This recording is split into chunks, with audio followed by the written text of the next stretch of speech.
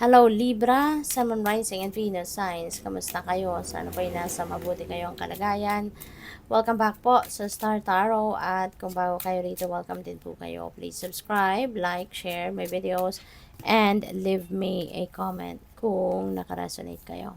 Thank you Libra. So, first card ninyo, we have no limitations. Ayan. Kasi nga naman, you are a celestial being with unlimited potential. So, there is much for you to share. Okay? Marami kayong baon dito sa mundo. Marami kayong baon, marami kayong talento, skills, spiritual gifts, na magagamit ninyo para maka-inspire kayo ng mga tao, makatulong kayo sa mga tao in any way, shape, or form, yung ganon, no?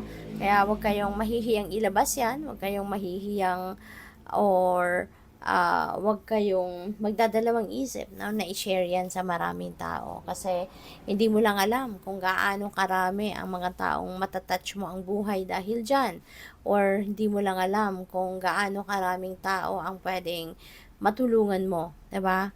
Kapag yan ay nilabas mo kung ano man ang potential na meron ka. So, next message ninyo is signs. The universe has been gently nudging you forward by revealing to you signs and synchronicities. So, you are also being sent signs, no? Baka ito ay guidance para sa iyo, maaring ito ay sagot, no, sa dasal mo.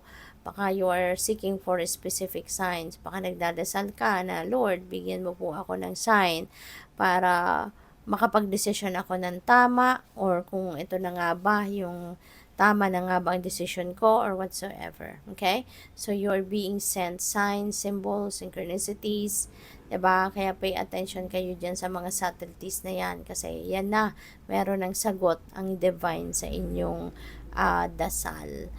We have strength. You are being guided by the cosmos. Stay strong.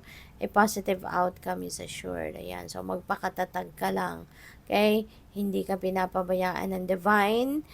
May assurance sa'yo. Guaranteed, no, na merong positibong resulta, ang inyong ginagawa. Okay? Kaya mag-continue ka lang, tatagan mo lang inyong loob, tibayan mo ang inyong dibdib. Kasi, 'di ba, may at some point sa buhay natin talagang makakasalubong tayo ng mga obstacles, ng mga problema, but hindi ka papabayaan ng universe. Okay? Kaya tatagan mo lang ang inyong kalooban. We have gratitude. Universal love shines through the miracles of life all around you.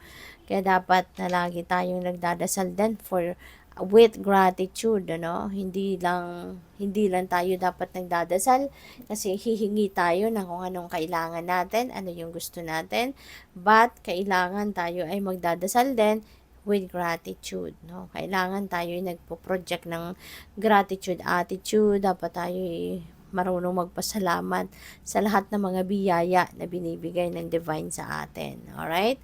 Kasi the more na appreciative tayo sa kanyang mga biyaya, mas marami pang ibibigay si divine sa atin. Hindi ba?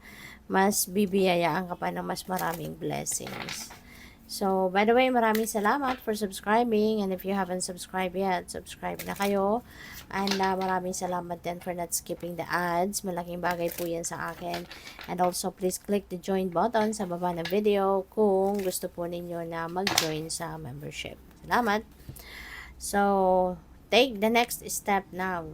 Okay? Hindi na pwedeng magpatumpik-tumpik pa. Hindi na pwedeng magsayang pa ng oras. Diba? Take the opportunity na nandiyan dyan na take the next step now. Okay? Pwede, no? Na nandiyan dyan ang oportunidad kasi. So, ano pa ang hinihintay ninyo kung baga? So, we have parental care. Ayan, Libra. Baka isa na kayong magulang, no? And maybe you are hands-on sa pag-aalaga ng inyong pamilya, pag-aalaga ng inyong mga anak, mga ganyan. Pwede rin na trabaho ninyo ay baka nangangalaga kayo ng mga kids, kasi 'di ba, kunyari you are working in an institution, nag-aalaga kayo ng mga bata, parang kayo yung tumatayo ng second parent, 'di ba? Ng mga batang 'yan na inaalagaan ninyo kapag iniwan na sa inyo ng magulang, 'di ba? So, kaya maaaring kayo na ngayon yung you're giving a lot of parental care. Kumbaga, pwede rin, ano, na ang iba sa inyo rito maybe meron kayong inaalagaang elders, no? Pwedeng meron kayong mga inaalagaang mga magulang ng kung sino man, 'di ba? Or sarili ninyong magulang, 'di ba?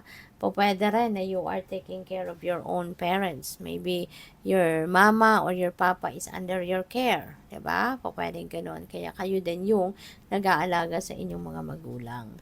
So, we also have be true to you. Okay? Maging totoo ka. Kailangan dito, hinihingi dito yung inyong authenticity.